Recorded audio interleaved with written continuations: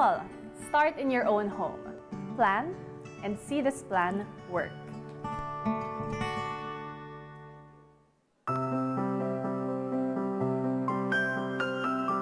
Like our first ambassador, she is also brains and beauty, and full of compassion for people.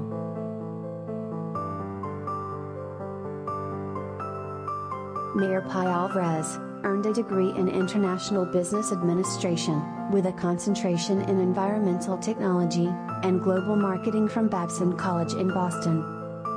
After graduating, she worked in one of the prestigious companies in the US. But, despite the wonderful opportunities and good life lying on her path, she chose to return to her native country, and devote her energy and intelligence to help her town, San Vicente, rise from the deep slumber of poverty. Because of her dedication, and remarkable achievements and vision in social developments, she also represents our country in various multi-stakeholder communities, at the World Economic Forum. Climate change is wreaking havoc worldwide. The Philippines is one of the most highly vulnerable to these adverse impacts of climate change. During rainy seasons, the country suffers the impact of strong winds and heavy rainfall brought about by typhoons, leaving behind a trail of destruction. Our dry seasons are hotter, killing crops and drying up our sources of water. But climate change is not all about misery. It also brings hope and opportunities. Let's plan and act. Let's plan for a community that is rich, safe, and sustainable, and act for the welfare of everyone.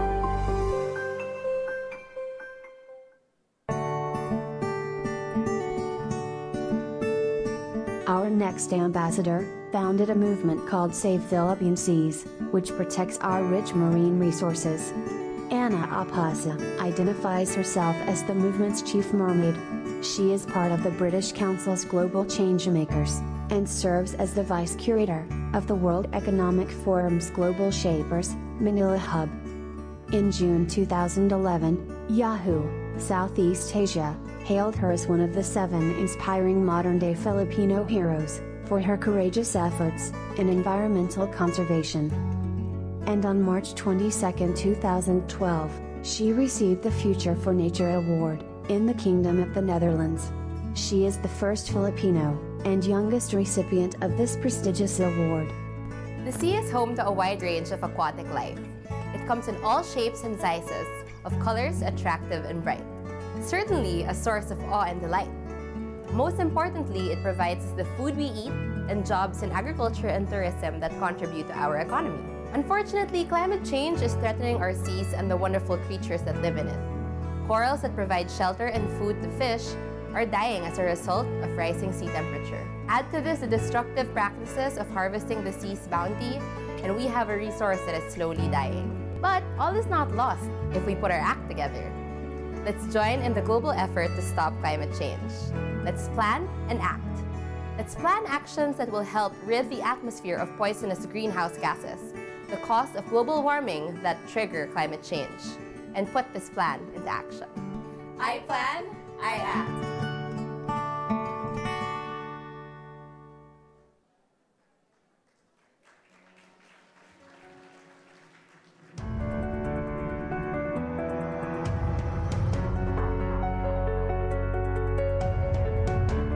Miguel Fuerte is the youngest governor in Philippine history. He is educated from the University of San Diego in California. Equipped with fresh and innovative ideas, this young leader has a lot to offer in uplifting communities and inspiring the youth to partake in the movement of stopping climate change. Times are changing and we need to prepare. Natural and weather-induced emergencies must be a priority because of climate change.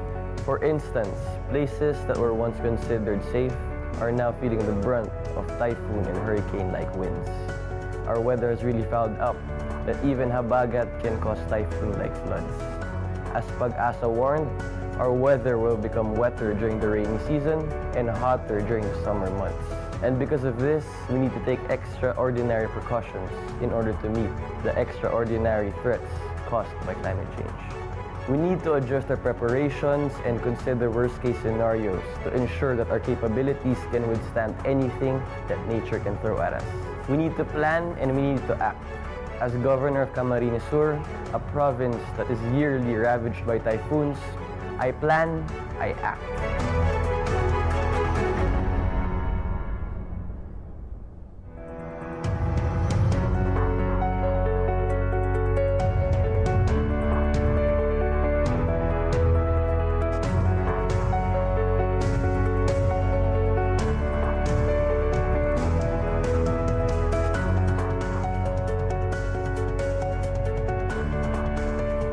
So now please help us welcome one of the most respectable TV personalities and highly recognized host and role model for this generation, our celebrity ambassadress, Miss Bianca Gonzalez.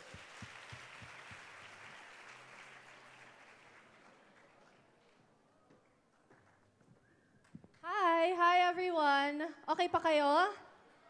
Yeah, thank you for that nice VTR. Okay. Yes. Yeah. So, hi everyone. Pwede ka bang brighten yung buong...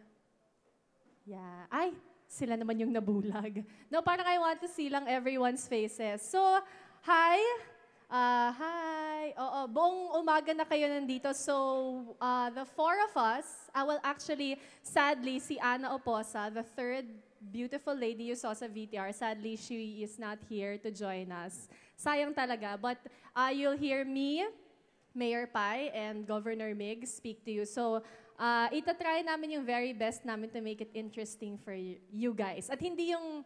Kasi di ba nakakatakot? So yeah, we'll try our very best to make it interesting and light and hopeful para sa inyong lahat. I will just wait for my clicker. Ay, saan po ako mag-click?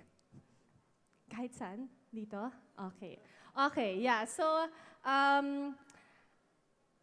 to be honest, when I met with the Climate Change Commission with Secretary Lucille, ang main advocacy ko ever since talaga, education. So, syempre nandiyan yung environment, you know, we all care for the environment, di ba? Especially everyone in this room, I'm sure kahit papano you do, kaya nga kayo nandito, di ba? Pero it wasn't so much a passion of mine until I met sina Secretary Lucille and na-figure out namin na magkasama yun eh. Education, environment, kahit paano health, magkaka-connect lahat yan. So even if you say na hindi mo talaga siya masyadong advocacy, masyadong interest, kailangan involved kayo. So, bilang hindi naman hardcore environmentalist, naghanap ako ng way na parang, paano ko naman i-share yung message na for what we all can do to save the environment. Kasi hindi naman ako yung hardcore na, like, mayor, governor, or si Ana talagang have been doing environmental work for years. Ako talagang bago pa lang. Yun pala, ang na-realize ko, it's in the smallest things talaga. Ilang tao nandito? 800? 900? 1,000. Okay, so 1,000 tayo dito. And I will show you 10 things na para sa akin kung lahat tayong 1,000 dito, gagawin natin to, ang laking impact nun. Usually kasi yung tanong, isang tao lang ako, ano ba nang magagawa ko to stop future Yolandas from happening, di ba? Parang ang daunting, parang isang estudyante. How old are you? Ikaw. 15. I'm just a 15-year-old girl from, anong school mo, girl? La Consolacion. 15 years old lang ako from La Consolacion. Ano bang magagawa ko to help stop climate change? Di ba parang ang big deal? Parang, me? May ganong factor. Pero, to be honest, and this is a favorite quote from Angelina Jolie. So, siya talaga nagsabi ito. Sabi niya, if we all do a little, we can do a lot. So, itong papakita ko sa inyo, imagine kung times 1,000, ang laking bagay na nun. Okay. So, these are simple things I try to do. Hindi po ako self-proclaimed environmentalist. I in no way will say na talagang super hardcore environmentalist ako kasi ang dami ko pang hindi alam. Siguro, madami sa inyo mas may alam pa sa akin. Pero with these little things, na sana ma-share ninyo to other classmates na wala dito, to your cousins, siblings. Yan. The first is, ay nako, ayan na. Ayan, okay. The first tip I would like to share is to try to use less plastic talaga. Ang laking bagay nun, kunyari pupunta kayong mini-stop, 7-Eleven, yung tipong dalawang bagay lang yung bibilhin nyo, huwag na kayo mag-plastic, lagay nyo lang sa bag nyo, sa pocket, di ba? Or very important, if you will go to the supermarket, kunyari sasamahan nyo yung mommy nyo, mag-grocery, mag-supermarket, mamalengke, magdala please ng sarili ninyong eco bag o bayong. Usually naman ngayon, kapag nag-shopping kayo, either free yung eco bag or mga 15 pesos, may eco bag. Yung mga greeneration na eco bag nyo ngayon, gamitin nyo na yan. Okay? Pwede ba yung gawin yon? Pwede? Di ba madali lang? Madali lang yan. As much as possible, if you can use less plastic, please do. Okay, next. Isa pa to. Lahat kayo estudyante, so ito, very, very, very relevant sa inyo. As much as possible, gamitin ang likod ng mga papel, huwag basta-basta magtapon. Yung parang magsusulat ka pa lang dun sa intermediate pad, name mo. Ay, mali na spelling, itatapon mo. Ay, sayang yon. Please, huwag niyong gagawin yon. Oo. As much as possible, please try to use less paper. At saka kapag, kunyari, we have faculty members here, kunyari, mag-give out sila ng handouts na may print out na yung likod. Huwag niyo sabihin, ay, cheap my school, hindi bagong paper. Hindi. Way naman yun to save the environment, di ba? If you have handouts to give sa lahat ng mga faculty members dito, don't be afraid to use yung meron ng mga sulat sa likod, di ba? Kasi as much as possible talaga, if we can all use less paper, big deal yon. Isa ko pang tip sa students, ito I used to do this as a student, dahil lang ayoko ng mabigat na bag. Pero sa totoo, ang galing din yung way to use less paper. Sa isang notebook, ganyan kakapal, di ba? Di ba hindi naman yun nauubos in 1 year? So in 1 year, kunyari may isa kayong notebook, lagyan nyo ng divider, math, science, English. O, tatlo yon in 1 notebook. So, tipid na yon kaagad. Hindi nyo na kailangan bumili ng 9 notebooks. Ilan na lang? Magaling kayo sa science, hindi sa math, no? Hindi, joke lang. 3 na lang yon. Oo. So, if you can find any little way to use less paper, kaya ba yon? O, kaya. O, 2 checks na kayo. Okay. Ay, ito, bongga to. I actually don't know any other country in the world na gumagamit ng tabo. Meron ba? Oo, pero tabo, isang proudly Pinoy product, very, very wais. Alam ko minsan masarap mag-shower dahil syempre pagod ka after a long day, ganyan, or sa morning, di ba? Sarap-sarap mag-shower. Pero, sa totoo lang, mas maraming water yung masasave nyo kapag gumamit ng tabo. Oo. Ang item na to really says use a tabo, pero in general, it means conserve water. Napakalaking bagay nun. Sino dito yung kapag nagtutoothbrush, hindi nagpapatay ng tubig? Aminin. Ay, ayun. Yan. Kayo, naku, kukurutin ko kayo. Hindi, joke lang. Oo, kapag nag-toothbrush, di ba babasain mo yung toothbrush mo with toothpaste? Toothbrush. Patayin mo naman yung tubig. Hindi naman masyadong effort yon. Konting ganun lang yun, no? Oh, kaya ba yun? O, try nyo. Kayong mga hindi nagpapatay ng tubig. O, kunyari toothbrush. Okay, tapos patay ng tubig. Oh, kayang-kaya mo naman pala eh. Bongga. Oo. So, as much as possible, don't keep the water running so much. Kasi, we all have to conserve water. And though tabo is just one way, marami pa na mga ibang ways. O, diba? Thank you to Kester for my presentation with moving bubbles. Ang laking tulong and in every little things. Like for example, yung mga ginamit pang laba na unang rinse, pwede pang flush ng toilet, etc., etc. Napakaraming ways for you to conserve water. Kaya ba yon? Ay, kaya. 3 check na yan. Okay, 4. Ito, naku, napaka-importante. Lagi ako pinapagalitan ng mami ko dati na kapag umalis daw ako ng bahay, yung ilaw, iniwan mo na naman. O, sino nang nasabihan ng ganon? Na yung ilaw sa kwarto, iniwang nakabukas. Ay! Oo. Isa pa, di ba pag lumalabas tayo ng kwarto, lumabas ka din naman eh. Taas mo lang yung hand mo. O, pack. O, same thing. Same medyo amount of effort.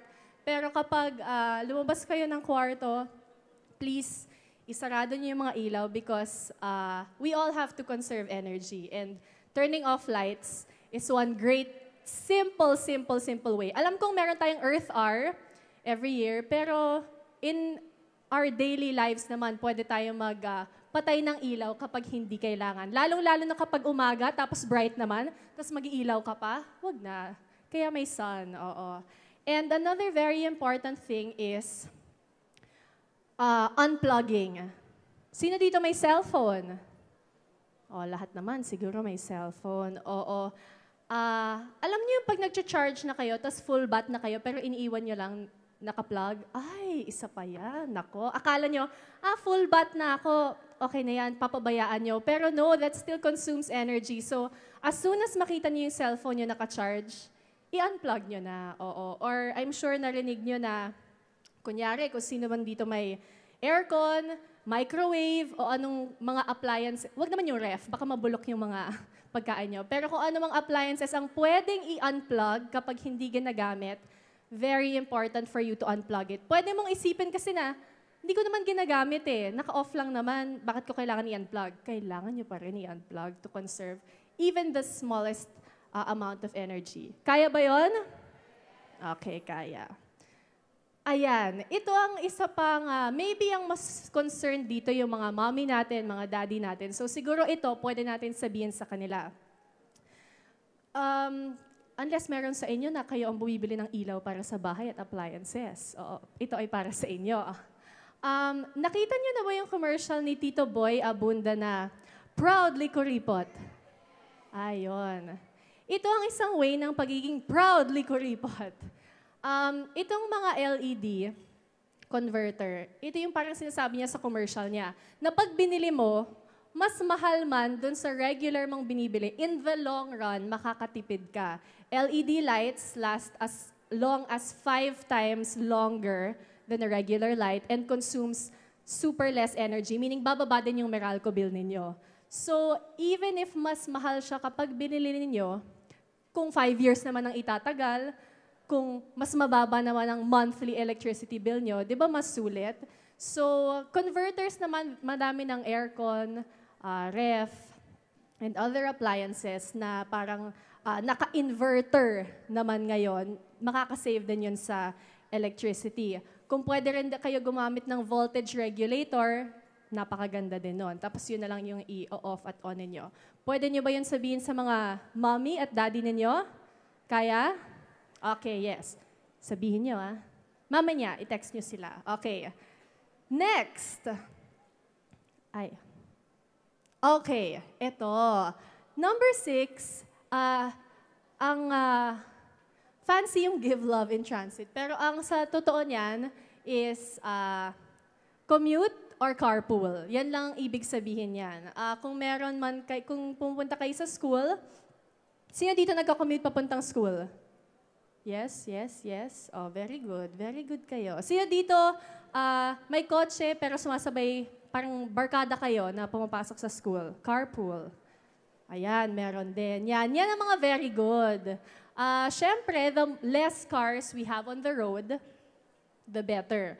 Or kunyari, pamilya kayo. May lakad kayo on a Sunday. Hindi yung bawat lakad ng bawat miyembro ng pamilya. Okay, si tatay lalabas.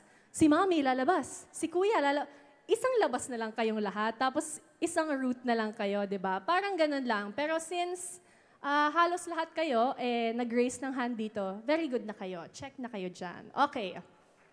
Ay, tama. Palakpakan ng sarili. Okay, next. Sobrang uso na ngayon ng mga earth-friendly, eco-friendly na products, di ba? Kapag pupunta kayong mall, I'm sure you see a lot of these. Everything from toiletries to home cleaning, to bags, to clothes. Di ba sobrang dami na ngayon na produkto na ganito. So, hindi ko naman sinasabi na 100% kailangan lahat ng gamit nyo earth-friendly. Pero, unti-unti. Lalo na ngayon, Pasko, kapag magbibigay kayo sa family members nyo, sa boyfriend or girlfriend ninyo, ayan, oo.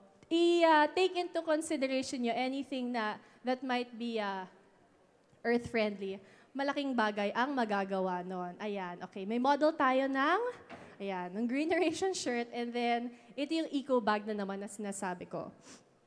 Next, ito, very important, pwede nyo gawin sa mga, ang cute ng presentation. Okay, sobrang daling gawin sa mga kwarto ninyo. Kasi I'm sure lahat tayo merong mga electric fan or aircon dito sa ating mga kwarto.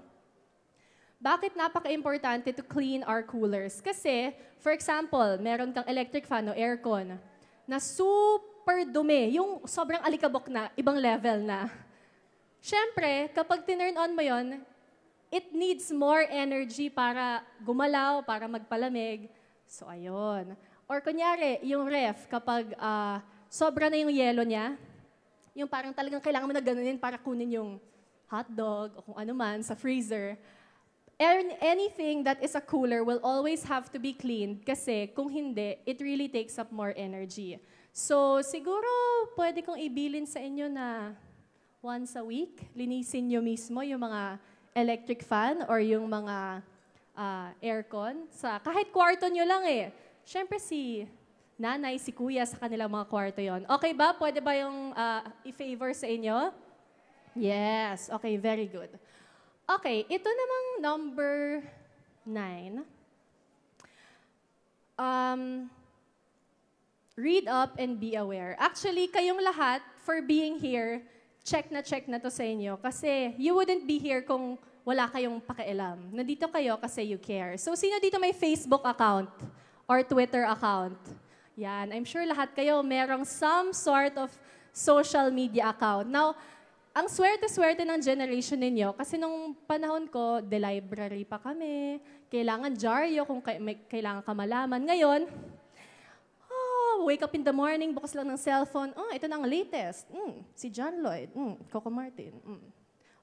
Yolanda. Imagine, mag-browse lang kayo ng Facebook or Twitter. Lahat ng pinaka-latest na news, kaya niyong makita within 5-10 minutes. Sobrang swerte ninyo. So, use this power. Kapag meron na kayong nakitang anything environment-related, imagine sa inyo, isang click na lang yon, makikita niyo na yung pwede niyong basahin na siguro you can read in 1 minute. Nung panahon ng mga nanay natin, even panahon ng mga ate nyo, wala yan. So, huwag nyo i-take for granted yung convenience na yan. So, there are different social media accounts that you can follow, such as Get Ready Pinas. Kung medyo mas hardcore kayo, gusto nyo malaman yung mga talagang UN levels, yan. UN Climate Talks, pwede. Or, ang pinaka-importanting account na kailangan nyo i-follow, now na, ang Climate Change Commission. Yan, okay. So, sa Twitter, sila po ay CCCPHL. Yan, okay. Imagine, kung fina-follow nyo sila, everyday, kung meron silang update, makikita nyo within 140 characters. Wala man yung 0.3 of a second ng time ninyo para magbasa ng 140 characters. Kaya, please do follow these important accounts. Kaya ba yun? Okay, kaya yun. Okay, we have the last item na again, I think all of you check na kayong lahat kasi nga nandito kayo. It's very simple. Itong last item is care. Yun lang siya, care. It's super taken for granted. Sino sa inyo ang nakikita na ng sasakyan sa harap ninyo na may nagtapon ng kung ano man sa labas ng window nila? Diba nakakainis? Gusto mong, kung hindi mo bibip-bipan, gusto mong bumaba, hoy, yung basura mo, itapon mo ng ayos. Gusto mong ganunin, diba? Or sino sa inyo yung nakikita ng classmate na, pakul, merong basura, yung basketball niya, di nag-shoot, deadma. Ay, gaganunin lang naman niya, yan. Little things like that, you should care. Yan yung mga keeping the water running. Kunyari, nagtutoothbrush ka. Balik tayo kay toothbrush. Toothbrush, nakabukas yung tubig. Anak, Yama, ay, umalis pa ng kwarto. Yung tubig. Little things like that. Kasi if you care, you will care enough to shut the faucet. If you care, you will care enough to throw your trash properly. If you care, you will care enough na kapag may gumawa ng masama na nakita mo, susuwayin mo siya. Ganong level ng care. And Dahil wala dito yung co-ambassador ko na si Ana Oposa, there is a quote na favorite niya, na favorite ko rin. Kaya dahil wala siya dito, pwede ako ang magsabi sa inyo. Hindi niyo to generation, but it was a movie in your time, and it was called The Lorax. Oh, yeah. Oo. Merong sobrang, kasi kapag bata ka, kapag nakita mo tong quote na to, it really doesn't mean much. Pero when you get older, or kayo bilang mga aware na citizens, parang kitang-kita mo yung wisdom sa kanya. It simply says, unless someone like you cares a whole awful lot, nothing is going to get better. It's not. So it simply says that kung lahat tayong 1,000 dito can do these 10 things and more, imagine kung gaano kalaking impact yon. So please share to everyone else na wala dito sa room na to what they can do. Because again, if we all do a little, we can do a lot. And again, if we don't care, nothing is going to get better. So thank you all for being here. And yun lang. Thank you very much, Miss Bianca Gonzalez.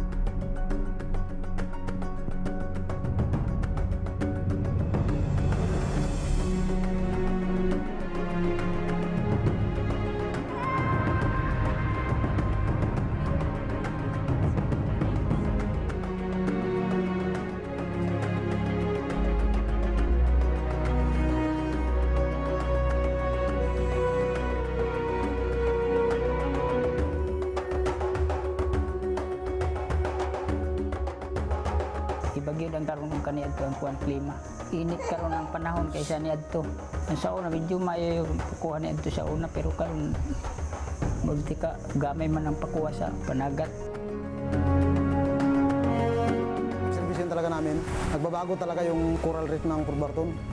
Dati matitingkad na green, unti-unting nagiging brown tapos wala na talaga. Makikita mo mamatay talaga ang corals, nasisira.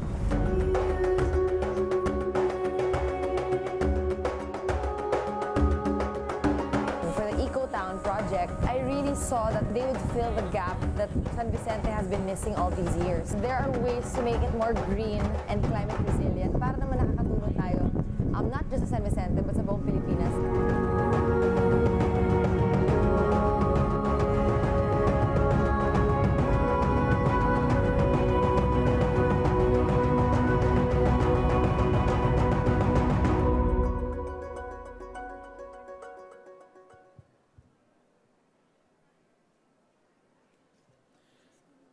Now to share with us the Eco Town experience of the municipality of San Vicente, ladies and gentlemen, our Greeneration Ambassadress and the youngest Chief Executive in Palawan, Mayor Maria Carmela Pai Alvarez.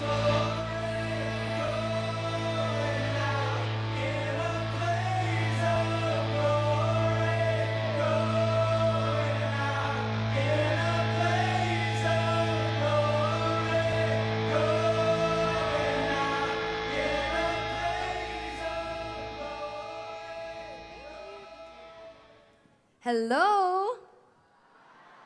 My God, ang liwanag. Pwede bang patayin yung ilaw? Ayan, thank you. Is it okay? Do you all still see me without the spotlight? Okay, good afternoon, everyone.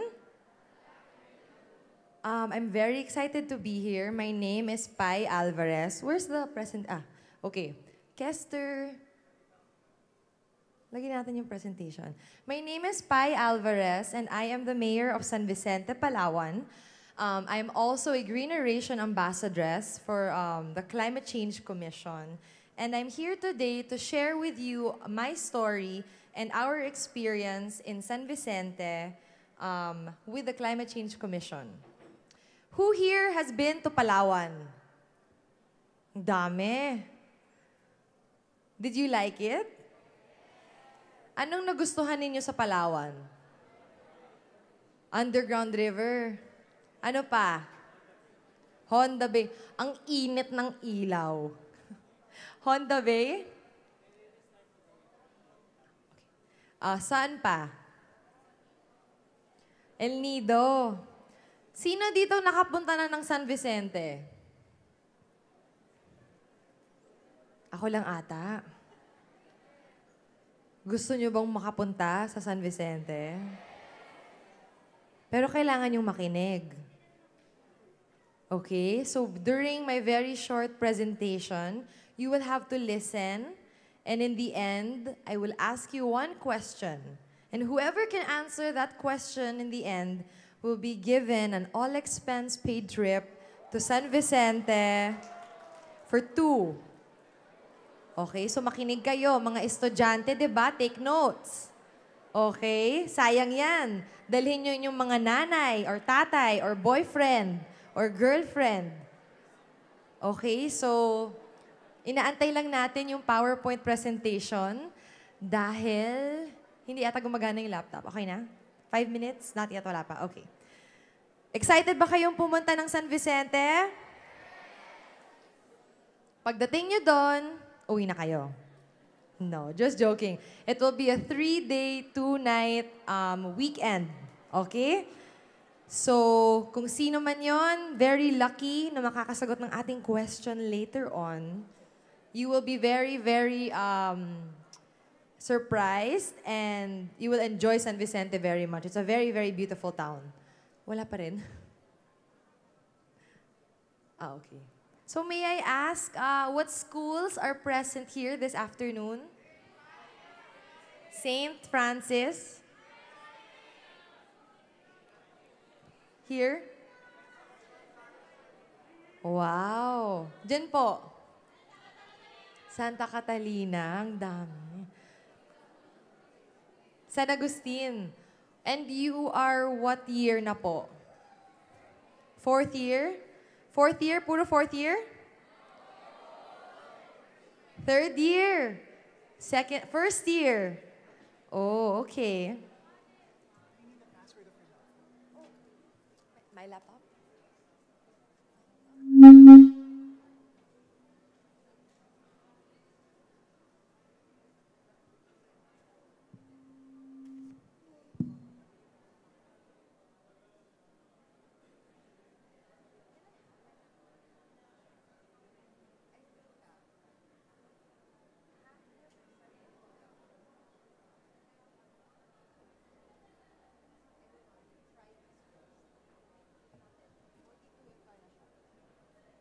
Okay, I apologize, guys. Technical difficulties lang sa presentation ko. Anyway, going back to all of you that are students, have you thought of what courses you will be taking in college?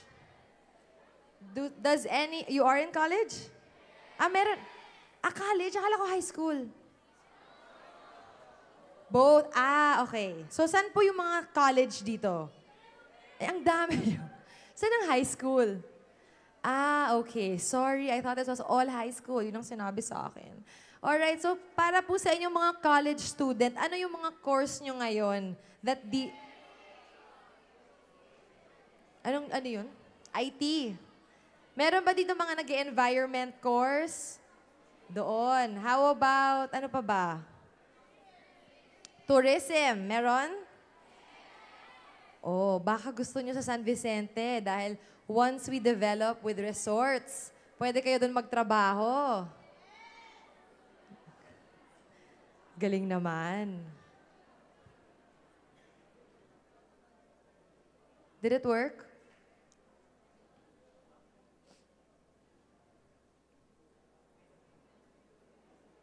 So ano na po yung mga natutunan nyo today? Ano na po yung na-present sa inyo? Marami na ba? Yes, yes na lang kayo ng yes. Marami na?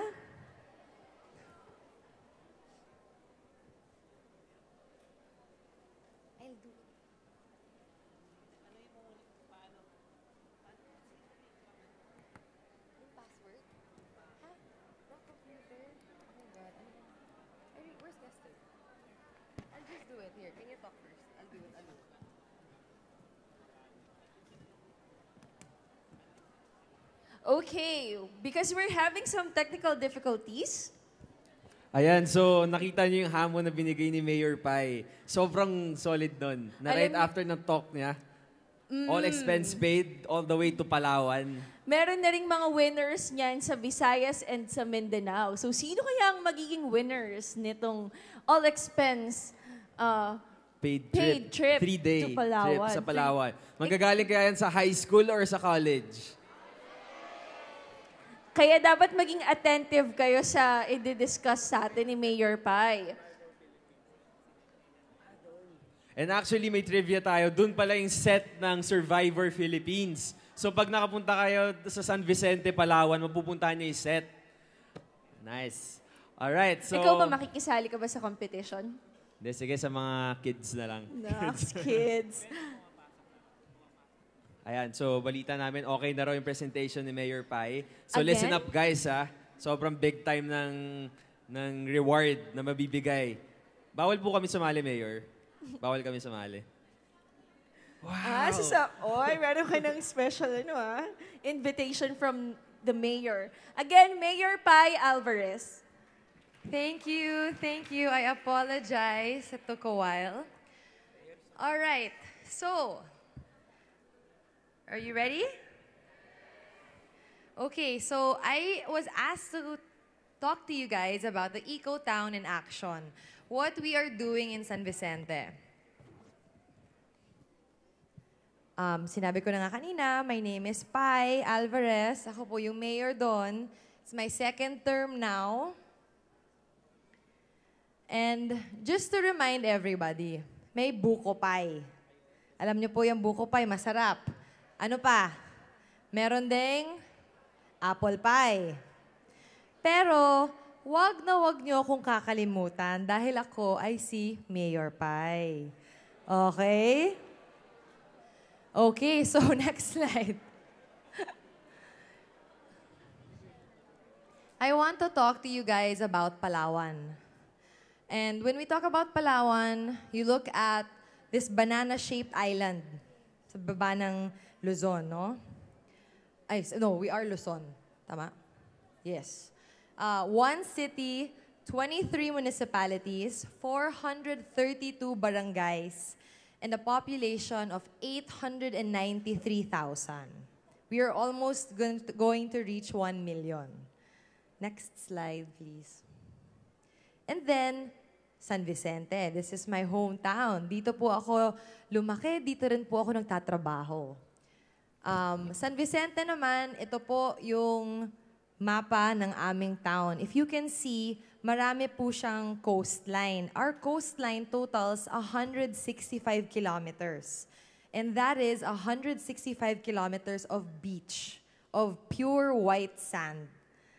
10 barangays, 30,000 residents, and napakalaki po namin, around 165,000 hectares.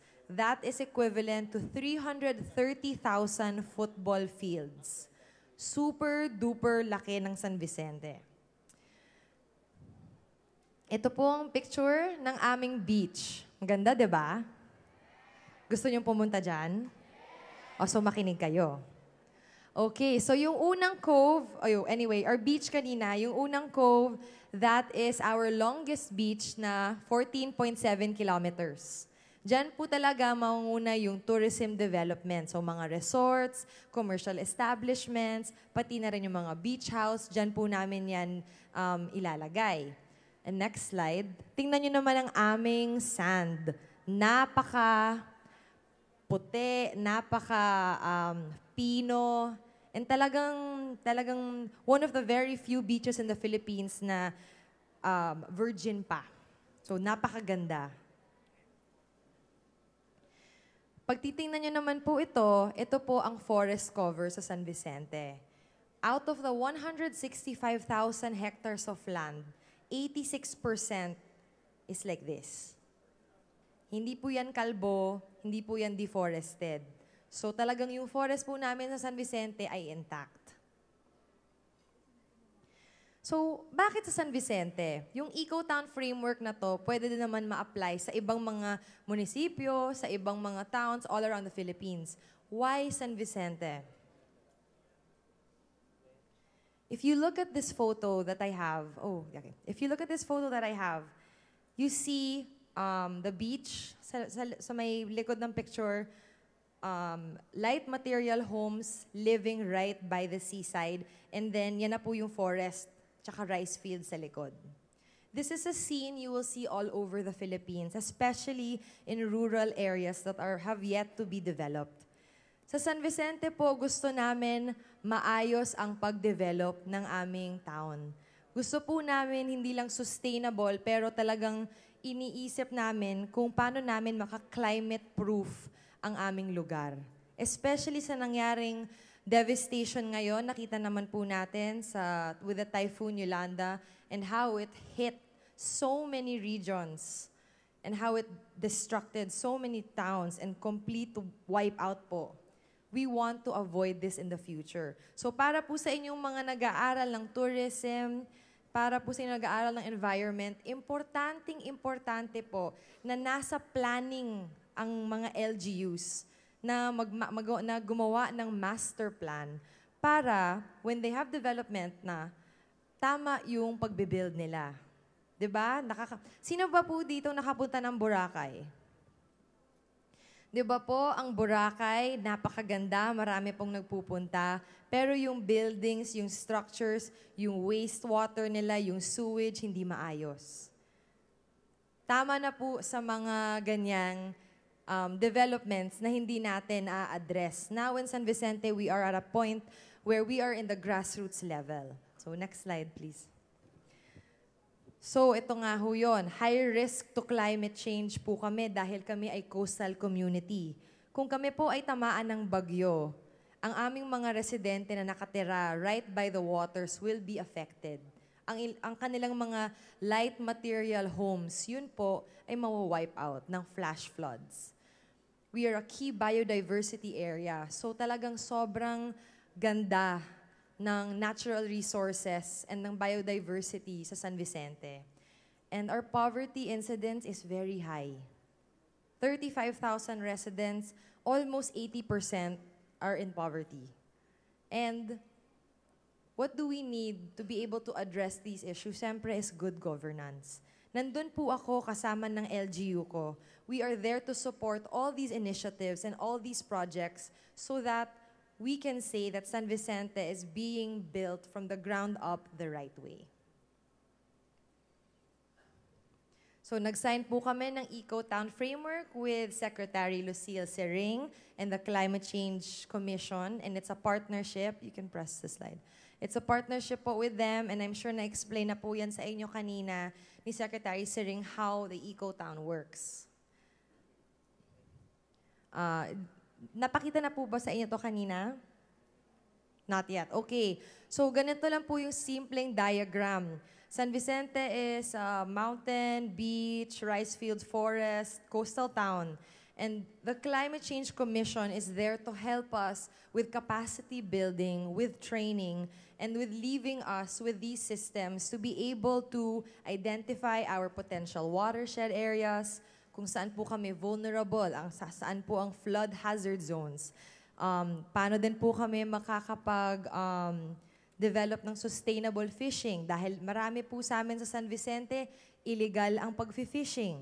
That is our main industry and it is done in the most illegal methods. Bombing, cyanide fishing, spear fishing. The other week nga lang po, naka-encounter ako ng plunger fishing. Alam niyo po yung plunger, yung sa toilet. Yung sa toilet, yun po yung ginagamit nila sa mga reefs. Habang nilalagyan po ng poison yung reefs, ginaganon, tapos lumalabas lahat ng isda na mamatay. And again, There are so many activities like that all around Palawan, especially in San Vicente. Maganda po yung partnership namin with the Climate Change Commission dahil sila po ay inclusive talaga ang kanilang system. Dinala po kami sa Korea at yung aming partner naman sa Korea, the Green Global Growth Institute, ay nagpakita sa amin kung ano ang ginagawa nila sa Seoul. Ito yung tidal wave power plant nila sa Seoul. Napakagaling. It's a 200 megawatt power plant. And it's powered by water moving left to right on top of this mechanism. Yun lang. Kung sa Palawan po, hirap na hirap kami sa kuryente at energy, tinuturuan po kami that there are alternatives. Hindi kailangan palaging coal. There are renewable energies. Next slide, please. Ito po, syempre may photo op. Alam niyo naman ng mga Pinoy, mahilig sa ganyan. Next one. And ito naman, this is a really good example. Ito ho sa Seoul ay yung Sudokwon landfill nila. Dito po ba sa Manila, alam niyo kung saan napupunta ang inyong basura? It's an honest question. Do you know where your trash goes? Saan po? Payatas? Okay, saan pa? Yun lang? Nagsisegregate po ba kayo ng basura ninyo? Talaga? Ilan po dito ang nagsisegregate? Ilan ang hindi nagsisegregate? Ilan ang walang basura? You know, garbage is very, very important. Although, wala pong gustong nobody wants to bring that up kasi, you know, it's not a very popular topic. Pero for a big city like Manila, for like other cities in the Philippines, like Makati and Pasay, you want to know where your garbage is going. In Seoul, ang ginagawa po nila, sobrang stricto sila sa pagkokolekta ng garbage. Na pag nag-segregate po kayo at hindi tama yung pag-segregate ninyo, hindi nila pick up in yung mga garbage bags. Iniiwan talaga habang kayo kailangan ayusin nyo yung inyong basura. Pagdating sa landfill na to, pinoprocess po nila 80% ng garbage derivatives. So kung paper or whatever, pinoprocess po nila yon para to turn that into energy. Kaya po merong maliit na energy plant din yan. Tapos yung matitirang 20% na i-decompose nila, nakita niyo ba yung golf course sa likod? Nakita niyo po sa picture? Yung green, lahat po yan basura. Tingnan niyo po yung photo. Lahat yan galing sa basura. The 20% na naiwan, ginawa nilang landfill sa golf course. Diba ang galing? And these are things that we have learned because of this partnership with the Climate Change Commission. So, next slide, please. Tapos, yung aming partners din po sa Korea, bumisita naman sa San Vicente. Tawang-tawa nga po sila dahil during our meetings, may nalaglag na ahas from the ceiling. Sabi ko, ganyan talaga pag nasa bundok ka. Welcome to the Philippines. Next slide, please. So, ito po examples na nagawa namin with the Climate Change Commission. Capacity building and training, which are seminars, workshops. Ito po, climate proofing for development training. So, yung mga empleyado din po namin sa LGU, ang CCC mismo ang nagfa-fund para sila ay magpunta sa mga establishments and workshops para matuto rin sila. So, it's been I think 2 years or a year and a half long relationship with the climate change, and they've been doing all these trainings with our staff to make us, you know, have the capacity to be able to do this. Next slide, please. And more training photos. May validation, may feasibility. So talagang every month may nangyayari convergence. Now, when we talk about vulnerability, ano ba yung ibig sabihin ng vulnerable? I'm sorry? Easily hurt. Very good. Ano pa po ang ibig sabihin ng vulnerable?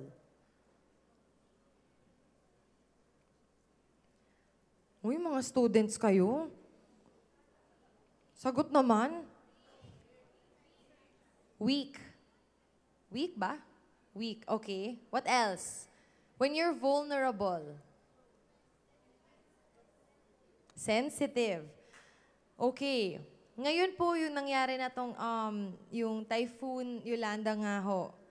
Would you say na vulnerable talaga yung mga areas na natamaan? Vulnerable talaga sila, diba? Kita naman natin yung destruction.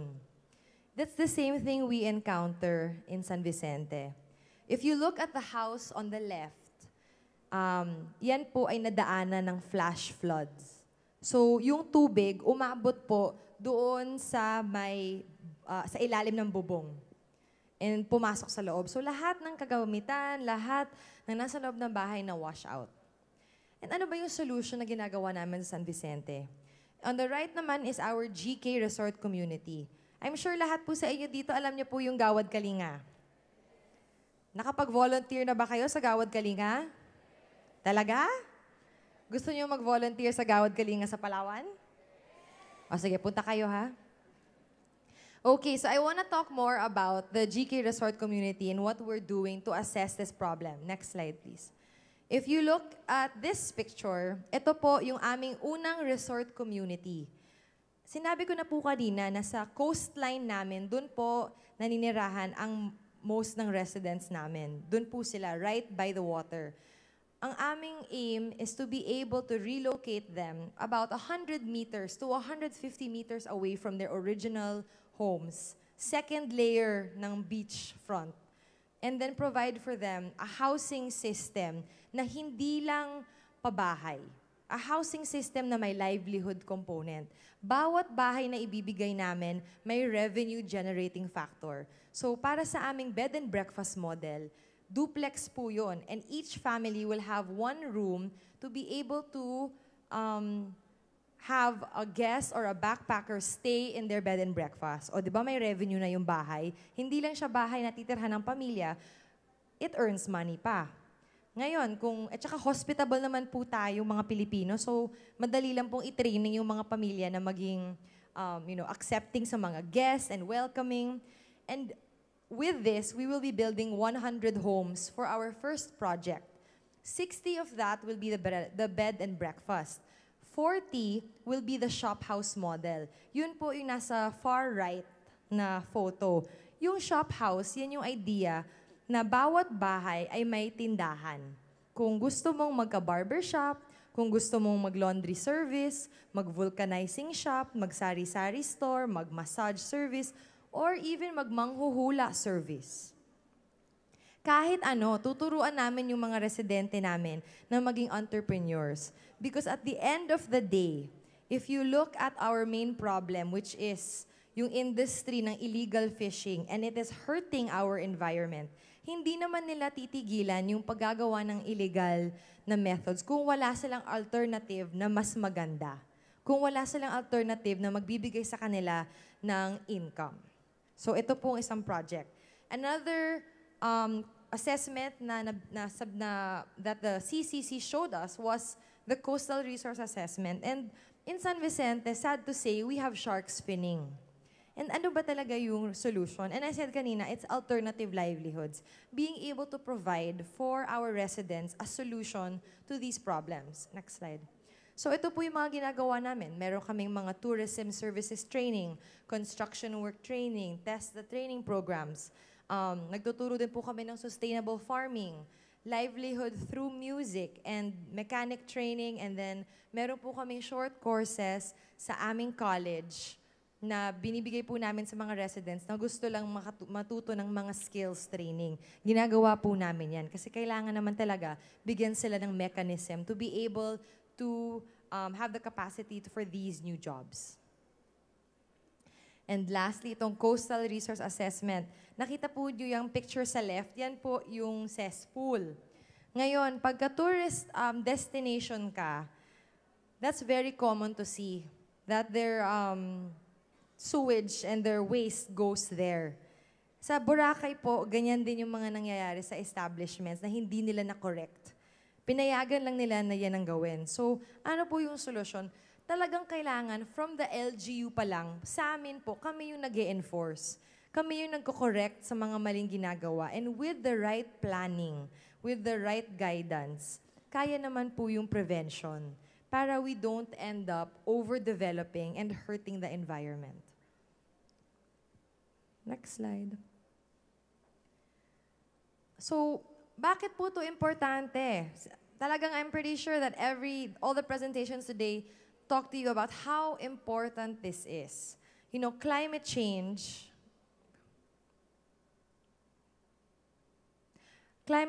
affects all of us. It really does. Yung nangyari po ngayon sa ating bagyo, the devastation, nakita nyo naman po, although sa Manila, hindi po natin naramdaman yung extremes nung bagyo, but talagang you see the news, you see the photos. Ako po nanggaling na po ako ng Coron and Busuanga and Colyon. I've been there for about a few days. And talagang grabe yung itsura ng town. Lahat po ng puno ay bagsak. They don't have any power right now. Power is going to be generated maybe in another 2 weeks pa. So talagang kawawa. And we have to think of measures and adaptations on how to address climate change. Next slide. These are just samples of photos sa San Vicente. Yan po ang itsura kapag kami ay natamaan ng typhoon at heavy rain.